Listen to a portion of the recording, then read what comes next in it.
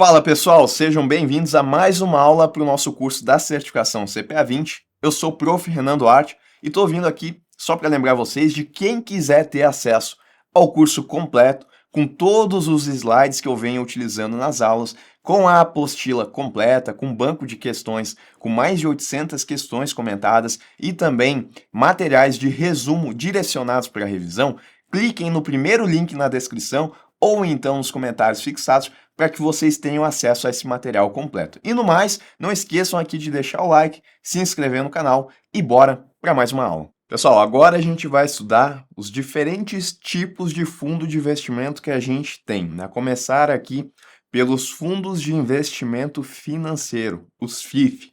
Eles são fundos que, em função de sua política de investimento, eles podem ser dos seguintes tipos. Então, eu posso ter, dentro de um fundo de investimento financeiro, eu posso ter um fundo de investimento em ações, um fundo de investimento cambial, multimercado ou ainda renda fixa. E para cada um desses fundos aqui, a gente vai ter diferentes regras para que, de acordo com a política de investimento desse fundo, ele seja classificado de uma dessas formas aqui. Primeiro ponto importante, tá? Em relação aqui aos FIF, além das taxas que podem incidir de maneira geral nos fundos de investimento, a gente pode ter também a cobrança da taxa de performance. Então, o regulamento do fundo pode estabelecer a cobrança dessa taxa aqui pelo gestor. Ela deve atender os seguintes critérios. Primeiro, ela tem que estar vinculada a um índice de referência verificável. Também é a vedação da vinculação da taxa de performance a percentuais inferiores a 100% desse índice de referência. Então, eu posso ter aqui um fundo de renda fixa e que o detalhe é que ele vai cobrar essa taxa de referência toda vez que o fundo de investimento ele passar de 100% de rentabilidade do índice de referência. E o índice de referência aqui pode ser o DI. Então, vamos supor o seguinte, passou o período de um ano e a rentabilidade aqui desse fundo foi de 105% do DI. Se o DI rendeu, coloquei DO, né? DI. Se o DI ele rendeu aqui em torno de 10%, isso significa que o nosso fundo ele rendeu 10,5%. E aí, nessa situação aqui, é possível cobrar a taxa de performance, porque a gente teve uma rentabilidade que foi superior ao do índice de referência. Então, primeiro ponto é que tem que ter o índice de referência verificável, tá aqui o DI. Segundo, a gente não poderia cobrar a taxa de performance se o percentual fosse menos do que 100% do índice de referência. Aqui foi 105% e a gente estipulou que quando for acima de 100% é possível a cobrança. Então tá ok. A cobrança por período no mínimo semestral. Aqui a gente olhou de maneira anual, também está correto. Não pode ser menos do que um semestre.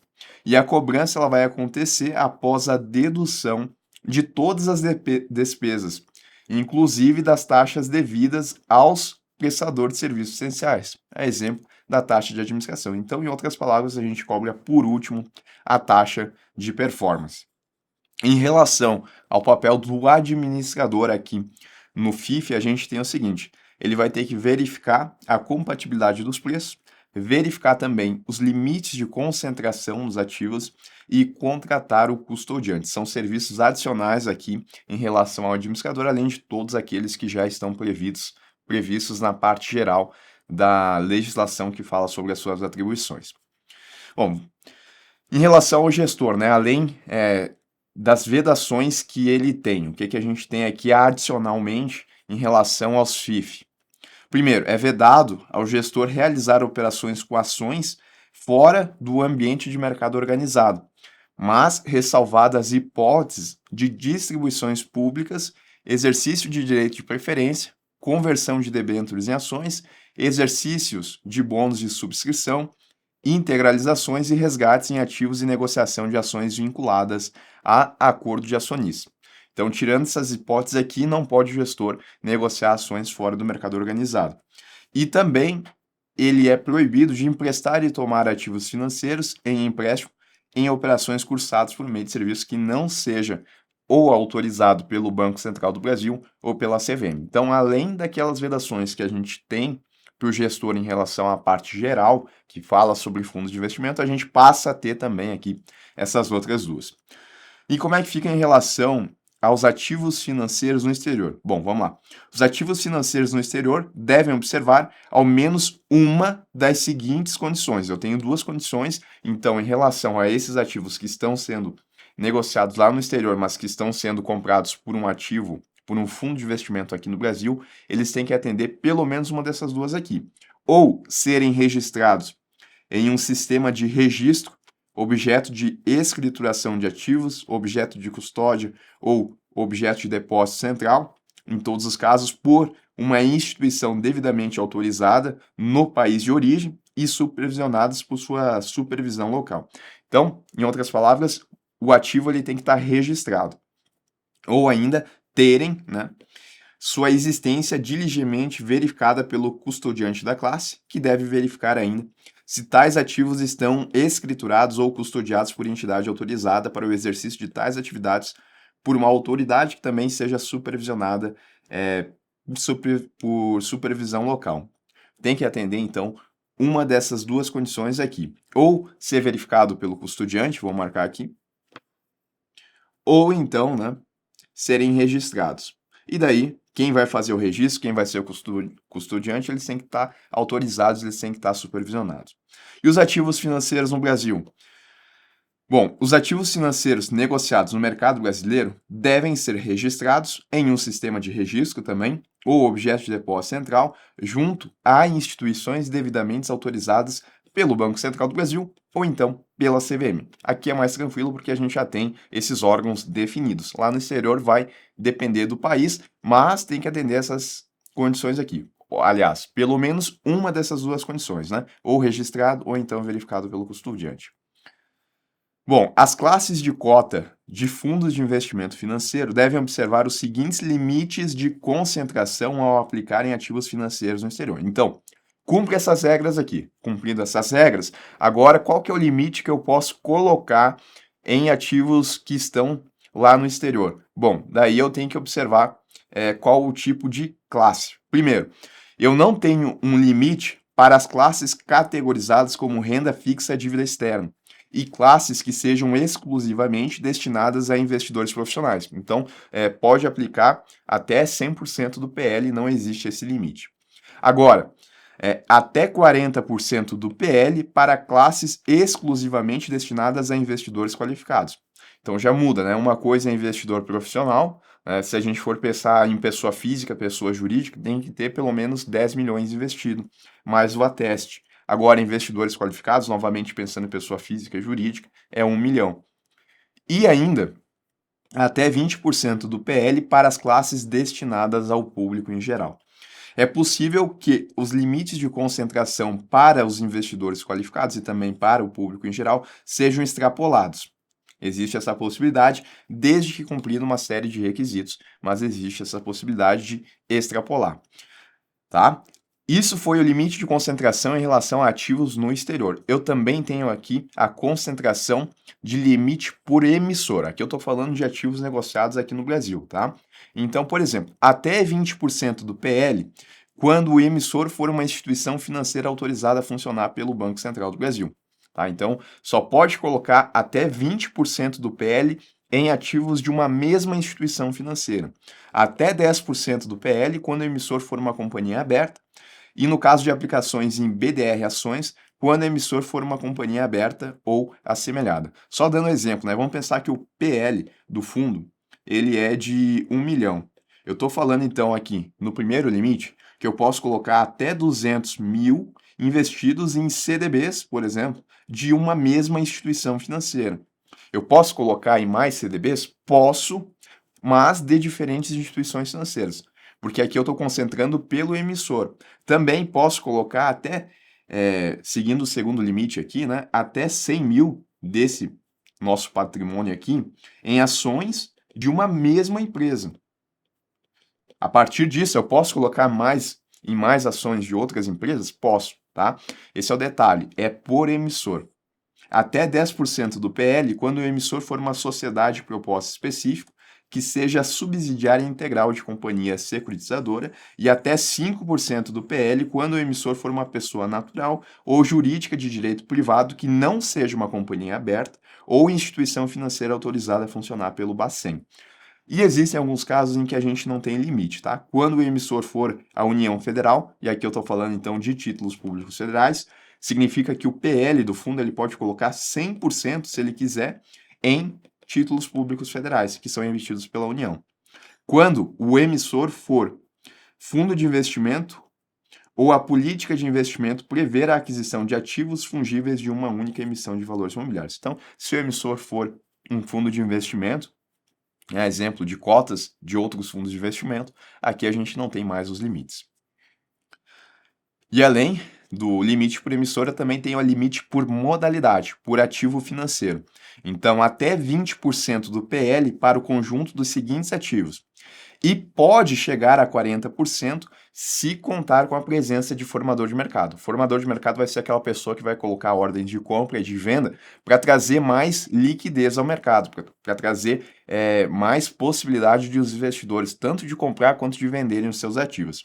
Então, a princípio, até 20% do PL para esses ativos aqui, mas podendo chegar a 40% se a gente tiver a presença do formador de mercado. Então, até 20% do PL em cotas de FIF destinadas exclusivamente a investidores qualificados, sendo de 5% quando prever a aquisição de direitos creditórios não padronizados. Então, até 20% em cotas de FIF destinadas a esses investidores. Até 20% cotas de fundo de investimento imobiliário, né, FII.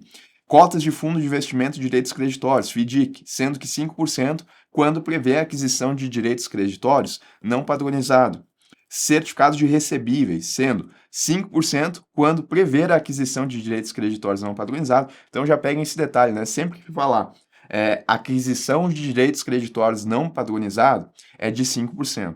Valores mobiliários representativos de dívida de emissão de companhia emissora não registrada na CVM. Então até 20% do PL quando forem cotas de FIF, cotas de fundo imobiliário, cotas de FIDIC, certificados de recebíveis e valores mobiliários de emissão de uma companhia não registrada na CVM. Até 15% do PL para o conjunto dos seguintes ativos, podendo aqui chegar até 25% se contar com a presença do formador de mercado. Aqui poderia dobrar esse percentual com a presença do formador de mercado. Aqui não chega a dobrar, tá? Vai até 25%.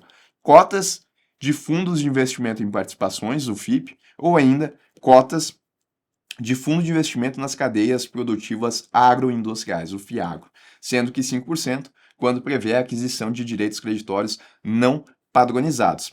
Até 10% do PL para o conjunto de seguintes ativos: títulos e contratos de investimento coletivo, CBIL e créditos de carbono, criptoativos, valores mobiliários emitidos por meio de plataformas eletrônicas de investimento participativo. Tá? Então, até 20, até 15 e até 10, podendo chegar até 40 e até 25, aonde a gente tem 20 e 15%, caso conte com a participação de formador de mercado. E também aqui existem algumas situações onde a gente não tem limite por ativo financeiro. Por exemplo, títulos públicos federais e operações compromissadas lastreadas nesses títulos aqui. Ouro financeiro, desde que a negociação aconteça em mercado organizado. Títulos de emissão ou coobrigação de instituição financeira autorizada a funcionar pelo Bacen, ou ainda operações compromissadas que tenham o lastro nesse título. Notas promissórias, debêntures, notas comerciais, ações, certificados de depósitos de valores imobiliários, desde que tenham sido emitidas por companhias abertas e objeto de oferta pública, aí a gente vai ter o registro na CVM. Então eu tenho o PL, né, do fundo, que é de 1 milhão. Eu posso colocar todo ele, a princípio, em debêntures. E eu não tenho essa limitação de ativo financeiro. Beleza, eu posso colocar ele todo em debêntures? Posso, mas eu vou ter que fazer aquela diversificação, porque eu tenho um limite em relação ao emissor, mas não à modalidade, que é a debênture aqui. Aonde que eu não tenho, por exemplo, limite nem de emissor, nem de modalidade, em relação aos títulos públicos federais. Tá, continuando aqui então, bônus e recibos de subscrição, os cupons, cotas de classe de fundos de investimento financeiro destinados ao público em geral. Então, olha só, enquanto que eu tinha aqui, por exemplo, uma restrição no PL em relação a cotas de FIF exclusivamente a investidores qualificados, aqui, se for aberto ao público, eu não tenho esse limite. E além disso, tá? Aqui eu também tenho limites diferentes a depender de qual é o fundo de investimento que eu vou ter cotas desses fundos. Eu não tenho quando for para cotas de FIF que sejam destinados ao público em geral. Não tem um limite aqui. ETF também, BDR ações, BDR dívida corporativa e ETF. Contratos derivativos, ativos perfeitamente fungíveis de uma única emissão de valores imobiliários. Então, nessas situações aqui eu não tenho limite por ativo financeiro. Em relação a esses percentuais aqui de concentração, eu tenho o seguinte, tá? Os limites de composição e concentração de carteira, de exposição ao risco de capital e de concentração em fatores de risco devem ser cumpridas por quem? Pelo gestor. E a gente viu agora há pouco que cabe ao administrador verificar esses percentuais. Quem é que tem que cumprir? É o gestor. E o administrador ele verifica para ver se está tudo ok. Com base no patrimônio líquido da classe, cabendo ao gestor, quando for o caso, diligenciar pelo seu reenquadramento no melhor interesse dos cotistas. Tá? Então, vamos supor que o gestor ele verificou que estava fora do limite de concentração exigido pela lei. Aí ele vai ter que fazer um reenquadramento da carteira. Sem prejuízo da responsabilidade do gestor, o administrador ele deve informar a CVM caso a carteira de ativos permaneça desenquadrada. Por qual tempo? Por 10 dias úteis consecutivos. Ele vai informar, então, até o final do dia útil seguinte ao encerramento do prazo, bem como também vai informar seu reenquadramento tão logo verificado. Se ficou por 10 dias, comunica a CVM, tá? 10 dias úteis. O gestor deve encaminhar à CVM um plano de ação para o reenquadramento da carteira no mesmo prazo, de modo isolado ou conjuntamente ao expediente do administrador, ou seja, aquilo que o administrador comunicou à CVM, pode ser junto ou pode ser também depois, de modo isolado, na verdade. As classes de cotas, elas têm os seguintes prazos máximos para atingir os limites de concentração por emissor e por modalidade de ativo financeiro. São 60 dias para as classes abertas e 180 dias para as classes fechadas. Nesse prazo aqui, então, são esses os prazos máximos para que essas classes de cotas elas consigam, então, atingir o limite de concentração, tanto por emissor como de ativo financeiro também. Bom, agora a gente vai falar aqui, então, dos diferentes fundos de investimento financeiros, começando pelo fundo de renda fixa.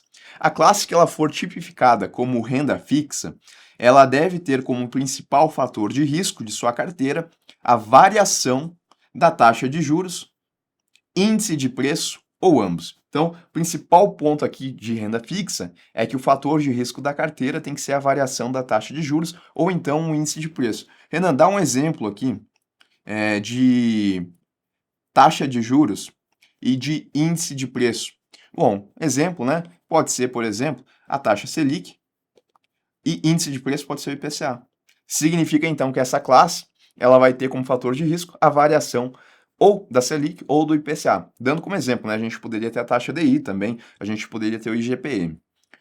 Essa classe de cotas ela deve possuir, no mínimo, 80% do seu patrimônio em ativos relacionados à variação da taxa de juros, índice de preço ou ambos, tá? Então, para que seja classificado como uma classe de renda fixa, no mínimo 80% do PL tem que ser em ativos que estejam relacionados à variação de uma taxa de juros ou então a um índice de preço. E aí pode ser Selic, pode ser IPCA, pode ser DI, pode ser IGPM. Tem que cumprir esses requisitos e aí dessa forma vai ser uma classe, então, classificada como renda fixa. Eu ainda tenho aqui outras subdivisões, tá? Eu tenho, por exemplo, renda fixa a curto prazo. Essa classe de cotas, ela deve aplicar em títulos com prazo máximo de 375 dias. Então, eu não posso ter um ativo dentro dessa classe aqui que tenha um prazo de vencimento de 380 dias. Tem que ser no máximo 375. E, além disso, a carteira tem que ter um prazo médio inferior a 60 dias. Então, eu até posso ter alguns ativos que têm um prazo de vencimento de 360 dias, por exemplo. Mas eu vou ter que ter outros de 30 dias, menos do que isso, né? Para que eu consiga, na média, eu consiga ficar com prazo médio inferior a 60 dias. Eu posso ter, então, ativos que chegam próximo desse vencimento, mas na média eu tenho que estar com a carteira com prazo de vencimento menor do que 60 dias. Renda fixa a curto prazo só pode aplicar em TPF ou títulos privados que sejam pré-fixados. Ainda, títulos privados que sejam considerados de baixo risco de crédito pelo gestor, EFT que apliquem em títulos públicos federais, que são fundos negociados em mercado, ou títulos privados de baixo risco, e ainda operações compromissadas lastreadas em títulos públicos federais. São essas as exigências em relação aqui quais ativos financeiros que esse tipo de classe aqui pode aplicar. Em regra, é vedado a cobrança de taxa de performance, tá? Que é aquela taxa que tem que seguir um índice de referência e só vai poder ser cobrada acima de 100% desse índice. Mas quando se tratar de classe ou uma subclasse de cotas que seja exclusivamente destinada a investidores qualificados, ela pode ser cobrada, bem como quando a classe tem o compromisso de obter um tratamento fiscal destinado a fundos de longo prazo ou a classe ela seja tipificada como renda fixa dívida externa, que é aquela que pode aplicar inclusive 100% do PL em ativos negociados no exterior. A classe de renda fixa que possui o sufixo curto prazo apenas pode utilizar derivativos para a proteção da carteira, tá? Então, só vai utilizar derivativos aqui se for para fazer a proteção, né? Utilizar derivativos como um hedge financeiro. Eu tenho também a classe renda fixa referenciada, tá?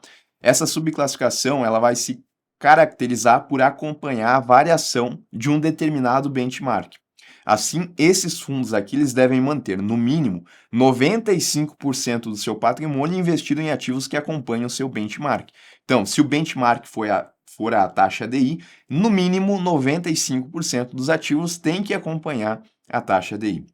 Além disso, ela deve ter 80% no mínimo de seu PL representado isolada ou cumulativamente por títulos da dívida pública federal, ativos financeiros de renda fixa considerados de baixo risco de crédito pelo gestor, ETF que invistam preponderantemente em títulos da dívida pública federal e ativos financeiros de baixo risco.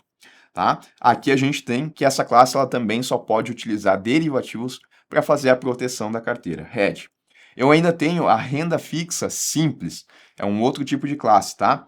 Aqui, no mínimo, 95% da carteira vai ter que ser composta por investimentos em títulos públicos federais, operações compromissadas lastreadas nesses títulos ou títulos de emissão de instituições financeiras de baixo risco de crédito, que na verdade tem que ser equivalente ao do risco soberano que vem do país, tá? Então, pode colocar em títulos de emissão de instituições financeiras? Pode, mas o risco ele vai ter que ser muito baixo porque ele tem que ser equivalente ao do risco soberano.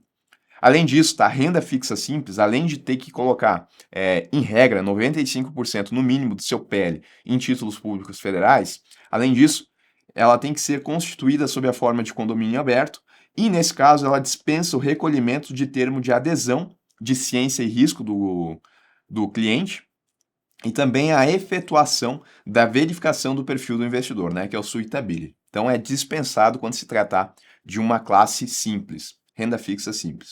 Também só pode utilizar derivativos para hedge. Além disso, ainda existem outras vedações aqui, tá? Não pode cobrar taxa de performance.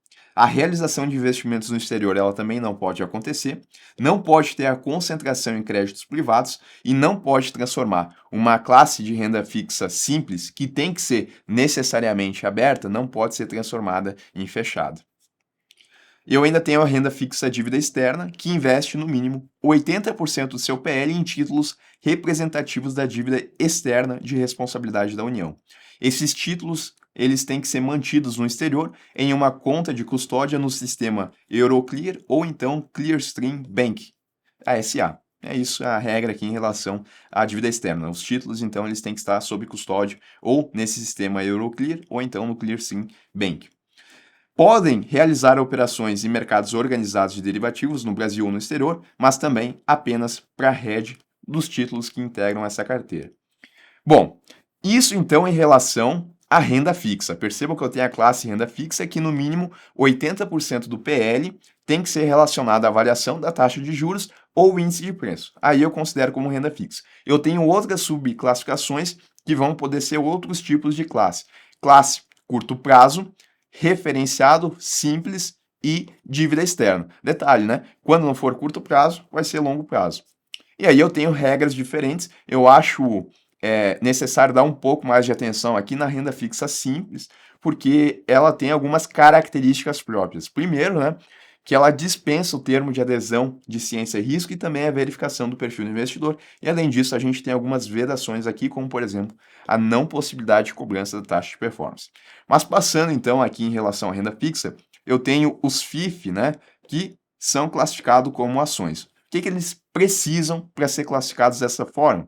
Bom, aqui a gente tem o seguinte. Nesse caso, o principal risco associado vai ser a variação de preço, só que de ações admitidas à negociação em mercado organizado. E aí o fundo ele tem que colocar pelo menos 67% do seu patrimônio líquido em ações, ou ainda títulos que sejam semelhantes a ações, como certificados de depósito de ações, bônus e recibos de subscrição, cotas de classes de outros fundos tipificadas como ações, ETF de ações, ETF que são aqueles fundos negociados em mercado, BDR ações, BDR EFT de ações, tá? E aí ele vai poder ser classificado como ações. 67%, tá? Dá mais ou menos aí 2/3.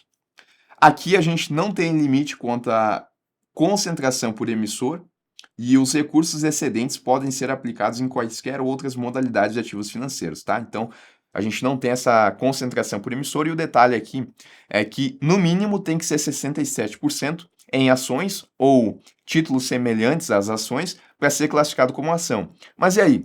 O restante, o que pode ser feito?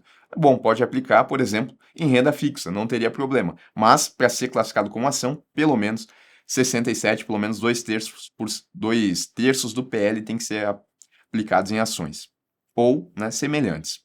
A gente tem uma subclassificação aqui que é ações mercado de acesso. Aí, no mínimo, 67% do PL em ações de companhias listadas em segmento voltado ao mercado de acesso. Instituído em mercado organizado que assegure por meio de vínculo contratual práticas diferenciadas de governança corporativa. Quando constituída sob a forma de regime fechado, a classe pode investir até 33% do seu PL em ações, debêntures, bônus de subscrição ou cotas de FIP, ou ainda outros títulos e valores imobiliários conversíveis ou permutáveis em ações de emissão de companhias fechadas, tá? Então, mercado de acesso, 67% do PL no segmento voltado ao mercado de acesso, que vai trazer essas práticas diferenciadas de governança corporativa. Além disso, se for constituído sob regime fechado, pode colocar até 33% do PL em títulos de emissão de companhias fechadas.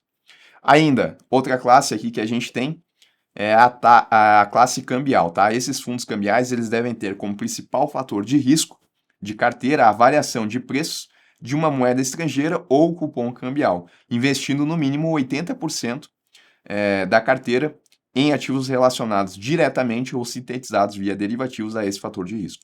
E o multimercado é o mais tranquilo, tá? A classe tipificada como multimercado deve ter uma política de investimento que envolva vários fatores de risco, sem o compromisso de concentração em nenhum fator específico. Então aqui não precisa, por exemplo, obedecer percentual de 80%, 95%, 67%. Não. Quando a gente não ter, então, uma classificação, eu tenho aqui, por exemplo, um fundo que ele tem um PL de 1 milhão.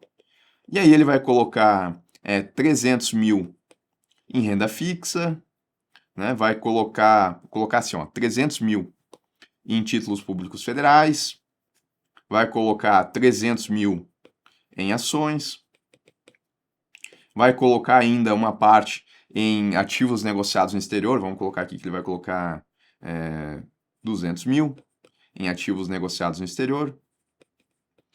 Isso deu 300 mais 300 deu 600, 800 e vai colocar 200 mil em ativos que sejam relacionados à moeda estrangeira, tá? Então, variação de preços.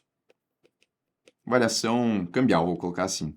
tá? Então percebam que ele não atingiu o mínimo para ser classificado como renda fixa, porque ele precisava no mínimo 80%. Ele colocou 30% do PL, então não posso classificar como renda fixa. Também não posso classificar como ação, né? Porque ele não atingiu aqui o mínimo para ser classificado como ação. Teria que ter no mínimo 67%, colocou só 30%. É negociado no exterior, também não classifica ele como dívida externa, porque ele tem 200, não tem 800. E também não posso classificar como cambial, porque ele teria que ter 80% e ele tem só 20%. Então, como ele não está classificado em nenhum desses outros, ele vai ser classificado aqui como multimercado, né? Porque envolve vários fatores de risco, sem o compromisso de concentração em nenhum deles. Eu poderia modificar aqui de forma que, se ele não fosse classificado em nenhum desses outros, ele ainda assim seria classificado em multimercado. Vamos lá. Fundos incentivados em infraestrutura, tá? São fundos também do tipo de renda fixa e podem ser constituídos como condomínios fechados ou abertos, devendo a denominação conter a expressão investimento em infraestrutura, devendo ainda também identificar o direcionamento da parcela preponderante de seus recursos para o segmento econômico específico, se for o caso. Qual que é a regra? Ele precisa investir pelo menos 85% do seu PL em títulos de crédito privado elegíveis aos benefícios fiscais, ou seja, isentos de imposto de renda para os investidores. Então, isso em relação ao fundo de investimento em infraestrutura, aqui ele tem que colocar pelo menos 85% do seu PL em títulos que sejam elegíveis para receber o benefício fiscal, aonde a gente não tem um imposto de renda. Fundo destinado à garantia de locação imobiliária. Esses aqui são fundos especificamente criados para permitir a cessão fiduciária de cotas em garantias de contratos de locação imobiliária. Exemplo, tá? Um investidor que possui cotas desses fundos pode utilizar essas cotas aqui como uma espécie de garantia em um contrato de aluguel. É como se fosse um ativo do patrimônio dele. Mas esse tipo de fundo ele é criado nesse sentido, tá? Para permitir a cessão fiduciária dessas cotas em garantias de contratos de locação imobiliária, tá? Então, utiliza as cotas como uma garantia. Eles devem ser constituídos sob a forma de regime aberto. A cessão fiduciária das cotas é feita mediante o pedido do cotista ao administrador do fundo, acompanhado do termo de cessão fiduciária e também do contrato de locação, que é onde ele vai residir, por exemplo, né? Ele vai lá, residir em um local, ou pode ser um estabelecimento comercial, tudo bem, e ele vai ter que ter, então, esse contrato de locação, bem como também o termo de cessão fiduciária, ele vai apresentar ao administrador, vai fazer o pedido, e aí ele vai poder utilizar as cotas que ele tem como garantias desse contrato de aluguel. A cessão torna as cotas indisponíveis, inalienáveis e impenhoráveis. Então, ele não vai poder utilizar essas cotas enquanto elas estiverem como garantia desse contrato de alienação. Bom, uma outra concentração que eu tenho também aqui é a concentração em crédito privado. Olha como é que funciona. A classe que ela seja tipificada como renda fixa, multimercado ou cambial, que realizar aplicações e ativos de responsabilidade de pessoas físicas ou jurídicas de direito privado, que em seu conjunto excedam o percentual de 50% do PL, deve também incluir a sua denominação o sufixo crédito privado. Incluir no termo de adesão e ciência e risco o alerta de que pode ocorrer a concentração da carteira de ativos em créditos privados. Tá? Então vamos lá. Se o meu PL do fundo, de um fundo que seja renda fixa, multimercado ou cambial, ações fica fora daqui, que ele tenha mais de 50% dele investido em crédito privado, ou seja, em pessoas físicas ou jurídicas de direito privado, ele vai ter que trazer essa denominação aqui de crédito privado. Lembrando, né, que o fundo renda fixa simples, ele não pode ter essa concentração, ou seja, ele não pode ultrapassar 50% do PL dele em crédito privado. Essa regra aqui ela não vai se aplicar aos FII infra, né, os fundos de investimento infra, até porque a gente viu, né, que 85% do PL desse fundo, ele tem que ser em títulos de crédito privado. Então ele é a parte aqui dessa regra. Investimentos em cotas de outros FIF. Ao longo do que a gente estudou, né, a gente viu que existe a possibilidade de fundo de investimento comprar cotas de outros fundos. E aí a gente vai ter diferentes percentuais a depender de quais vão ser essas cotas aqui. As classes de investimento em cotas, ou seja, aquelas classes que vão comprar cotas de outros fundos, devem adquirir cotas de classes do mesmo tipo. Então, uma classe de renda fixa tem que comprar cotas de uma classe de renda fixa também, exceto para aquelas classificadas como multimercado, porque a gente não tem aquele limite de concentração. Aí elas podem colocar em classe de qualquer tipo. A restrição de investir apenas em cotas do mesmo tipo não se aplica, contudo, quando a aquisição de cotas é feita no contexto de gestão de liquidez da classe. Aí aqui não vai precisar ser observado, mas é em caráter excepcional. Em relação à exposição ao risco de capital, a resolução ela estabelece limites máximos para a utilização de margem bruta por diferentes tipos de classes de cotas de fundos de investimento. Essa margem bruta, ela refere-se ao total de coberturas e margens de garantias que são requeridas e usadas pela classe nas suas operações de carteira. Ou seja, é a soma de tudo que o fundo precisa manter em reserva para garantir que as suas operações no mercado financeiro sejam seguras e estejam dentro das regras estabelecidas. Então, olha só, para a classe tipificada como renda fixa, a margem bruta é limitada a 20% do PL da classe, que é esse total de coberturas que vão ser mantidas. Para a classe tipificada como cambial ou então ações, a margem bruta é limitada a 40% do PL da classe. Para a classe tipificada como multimercado, a margem bruta é limitada a 70% do PL da classe. E ainda a gente tem aqui as classes restritas, tá? Segundo a resolução, considera-se restrita a classe ou a subclasse exclusivamente destinada à aplicação de recursos de investidores qualificados e profissionais. Inclusive, a gente viu, né, que a depender se a classe ela é exclusiva de um investidor qualificado ou de um investidor profissional, a gente vai ter diferentes percentuais no que se trata, por exemplo, a investimento no exterior, tá? Então, existem diferentes regras aqui quando a gente está falando de classes restritas a investidor qualificados e profissionais. Essas classes, então, elas podem ter prazos diferentes para a conversão de cotas e também pagamento de resgates, até mesmo prazos máximos mais longos do que o usual. Além disso, essas classes têm a permissão para aumentar o percentual dos limites por modalidade de emissor, dobrando esses limites, e também por ativo financeiro, majorando, não chega a dobrar, a depender do caso, quando se tratar de investidores qualificados. Tá? Então, modalidade de emissor, a gente vai ter essa possibilidade de dobrar e no ativo financeiro de majorar esses percentuais.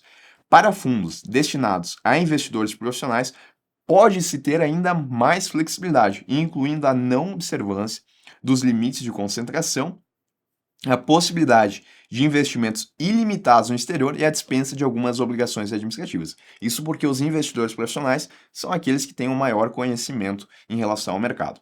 Então vamos lá, limites por emissor, né? O que a gente tem aqui? Até 40% do PL quando for uma instituição financeira autorizada a funcionar pelo Banco Central. Até 20% quando for uma companhia aberta. Até 20% quando for sociedade de propósito específico, que seja subsidiária integral de uma companhia. Até 10% de quando for uma pessoa natural ou jurídica de direito privado que não seja uma companhia aberta ou instituição financeira autorizada a funcionar pelo Banco Central do Brasil. Então, percebam aqui, né, que essa é a regra para investidores qualificados em relação ao limite permissor. Isso daqui é diferente da regra geral, onde a gente tem o seguinte, que são esses percentuais, só que eles são pela metade, tá? Então, isso daqui a gente poderia colocar que é para o público em geral. Mas se eu estiver falando de uma classe restrita a investidores qualificados, eu vou ter que nessa situação esses percentuais eles vão ser dobrados, tá certo? E em relação aos limites por modalidade, aqui a gente também tem diferença, tá? Até 20% do PL para os seguintes ativos. Então a gente já viu esses ativos aqui, podendo chegar até 60% para esses investidores, se contar com a presença de um formador de mercado. A gente tinha aqui até 15%, né, para esses investimentos aqui, pode chegar até 40% se contar com a presença de um formador de mercado e até 10% aí continua dessa forma, tá? Em relação aos encargos relacionados aqui aos FIF, tá? Além dos encargos que estão dispostos na parte geral de fundos de investimento, o regulamento do FIF ele pode prever como encargos as seguintes despesas que podem ser debitadas diariamente de suas classes de cotas. A taxa de performance, que a gente estudou um pouco em relação a ela, e também a taxa máxima de custódia, que vai ser cobrada pelo custodiante. Também podem aparecer aqui nas classes de FIF.